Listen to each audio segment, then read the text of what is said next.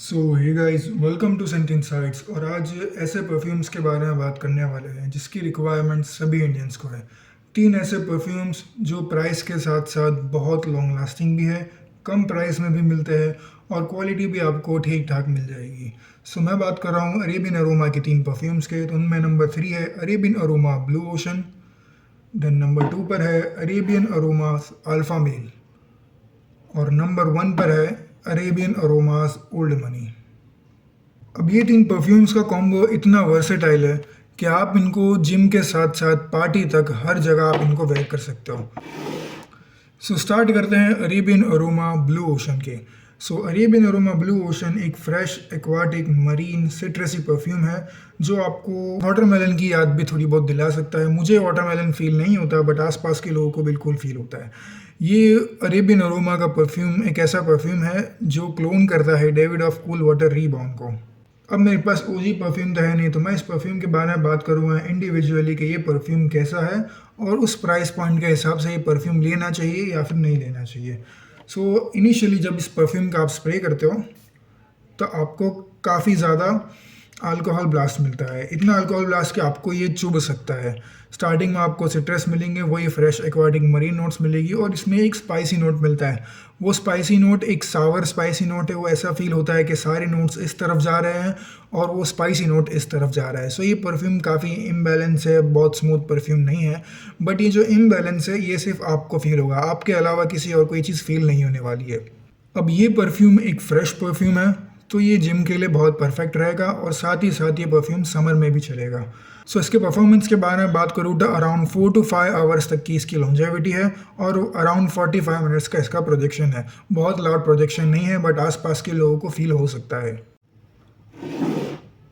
Now let's talk about Arabian aroma alpha male. So ये perfume number 2 पर तो है बट ये परफ्यूम नंबर 1 पर भी हो सकता है। ये परफ्यूम क्लोन करता है जेपीजी लिमेल एलिक्सर को और जेपीजी लिमेल ले परफा को। सो ये परफ्यूम जब मैंने इनिशियली परचेज़ किया था तब मुझे इसके अंदर से सिर्फ जेपीजी लिमेल एलिक्सर की ही स्मेल आ रही थी।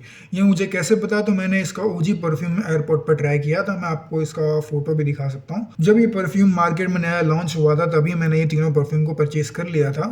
तो उसको अराउंड अभी आई थिंक 6 मंथ्स हो गया। तो ये परफ्यूम काफ़ी अच्छे तरीके से मैसरेट हो गया है। अब मैसरेट होने के बाद ये परफ्यूम लिमेल एलिक्सर से ज़्यादा लिमेल ले परफा की तरफ ज़्यादा लीन करता है। सो इनिशियली जब आप इस परफ्यूम को स्प्रे करते हो तो आपको अल्कोहल ब्लास्ट इसमें मिलता है। तीनों परफ्यूम में से सबसे कम अल्कोहल ब्लास्ट इसके अंदर है। इनिशियली इसके अंदर अल्कोहल ब्लास्ट ज़्यादा था, काफ़ी स्ट्रॉन्ग परफ्यूम था और जब ये लॉन्च हुआ तब समर की सीज़न चल रही थी। तो जब मैंने इस परफ्यूम को टेस्ट करा तब मुझे ये बहुत ओवर पावरिंग लगा, ओवर स्वीट लगा और उस वजह से ये परफ्यूम मुझे काफ़ी ज़्यादा हेडेक भी दे रहा था। तो उसके बाद से मैंने इसको अब विंटर में शुरू करना यूज़ किया है। सो इसके ओकेजन्स के बारे में बात करूँ तो ये परफ्यूम सिर्फ विंटर के लिए ही है। विंटर और पार्टीज़ के अलावा आप इस परफ्यूम को कहीं पर भी वेयर नहीं कर सकते हो। अब वैसे तो ये परफ्यूम आप ऑफिस में भी वेयर कर सकते हो बट ये परफ्यूम ओवर स्वीट है तो हो सकता है सारे लोगों को ये परफ्यूम पसंद ना आए और कुछ लोगों को ये परफ्यूम डिस्टर्ब करे। अब ये परफ्यूम आउटडोर के लिए बहुत सही है क्योंकि इसका प्रोजेक्शन और लॉन्जेविटी तीनों में से सबसे ज़्यादा है। ये परफ्यूम इतना स्ट्रॉन्ग है कि ये वाकई में मुझे हेडेक देने लगा था। सो ये परफ्यूम अगर आप इंडोर्स वेयर करते हो इवन ठंडी में भी तो हो सकता है आपको हेडेक दे, हो सकता है और आपको ये अनकंफर्टेबल फील करे। सो इसके सेंट प्रोफाइल के बारे में बात करूँ तो जब आप इसको इनिशियली स्प्रे करते हो तो आपको एक लेवेंडर का बहुत ज़्यादा ओवर पावरिंग स्मेल मिलता है और लेवेंडर के साथ साथ आपको हनी मिलता है, वनीला मिलता है। टोबैको इधर इतना फील नहीं होता जो कि लिमेल एलिक्सर में है, बट स्टिल ये ऐसा फील होता है कि ये लिमेल एलिक्सर और लिमेल ले परफ्यूम के कहीं बीच में लाया करता है। सो इनिशियली स्प्रे करने के बाद ये हो सकता है आपको 3 से 4 मिनट तक सिंथेटिक फील हो बट उसके बाद ये परफ्यूम काफ़ी स्मूथ हो जाता है।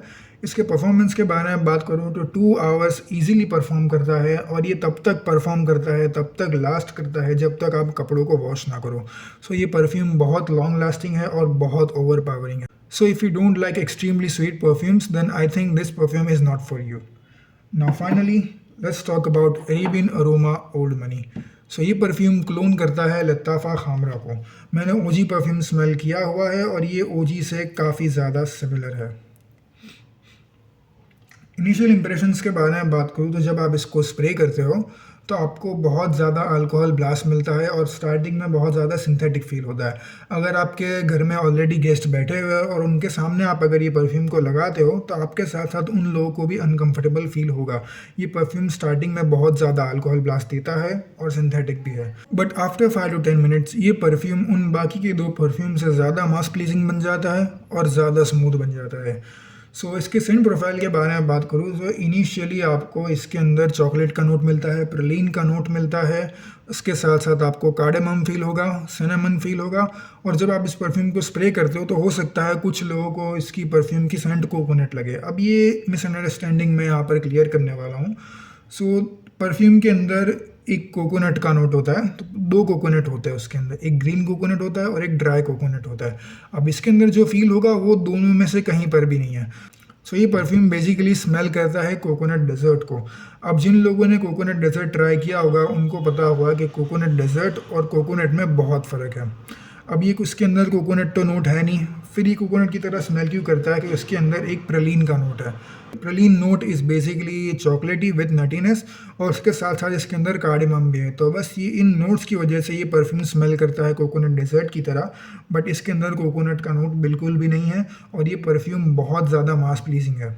इसके ओकेजन्स के बारे में बात करूँ तो आप इसको हाई हीट समर में वेयर नहीं कर सकते हो, आप इसको मानसून में वेयर कर सकते हो, विंटर में वेयर कर सकते हो। अगर एकदम ज़्यादा ठंड है लाइक अराउंड 9 to 10 डिग्रीज, सो ये परफ्यूम वहाँ पर लास्ट नहीं करता। मैंने इस परफ्यूम को एक्सट्रीमली कोल्ड वेदर में यूज़ किया था, तब इसकी परफॉर्मेंस सिर्फ 2 से 3 घंटे थी, बट मानसून या फिर low heat summer night time तो ये परफ्यूम में ईजिली 5 to 6 आवर्स या फिर 7 to 8 आवर्स तक भी लॉन्जेविटी लास्ट करती है इसकी। और इसके प्रोजेक्शन के बारे में बात करूँ तो 1 घंटा तो ईजिली ये परफ्यूम प्रोजेक्ट करता है। और ये परफ्यूम के ओकेजन्स के बारे में बात करूँ, आप इस परफ्यूम को पार्टीज़ के लिए भी वेयर कर सकते हो और ऑफिस के लिए भी वेयर कर सकते हो। फॉर्मल ओकेजन, इनफॉर्मल ओकेजन सभी तरीके से ये चल जाएगा। बस जिम में वेयर करके मत जाना क्योंकि ये परफ्यूम भी स्वीट है तो हो सकता है ये आपको चोक करे। नाउ फाइनली ये 3 परफ्यूम्स के प्राइस के बारे में बात करेंगे। सो यूजुअली ये 3 परफ्यूम्स 350 ईच में मिल जाते हैं, बट मेरे पास एक ऐसी डील लगी हुई है जो इन परफ्यूम्स को 150 रुपीज़ ईच में मिल सकता है। सो मैं आपको स्क्रीन पे दिखा दूंगा। ये परफ्यूम मिंत्रा पर आपको 150 रुपीज़ ईच में मिल जाएंगे और अभी आई थिंक बेस्ट टाइम है ये परफ्यूम को ख़रीदने का, क्योंकि 150 रुपीज़ में आपको 50 ml मिल रहा है, वो भी इतनी अच्छी क्वालिटी के साथ और अच्छी सेंट प्रोफाइल के साथ। So I think this is the best time to purchase these perfumes. If you have any recommendations, you can use the comment section. If you want to talk about something privately, then you can contact me through Gmail or you can contact me on Instagram. So I hope this video has been helpful to you. Thanks for watching.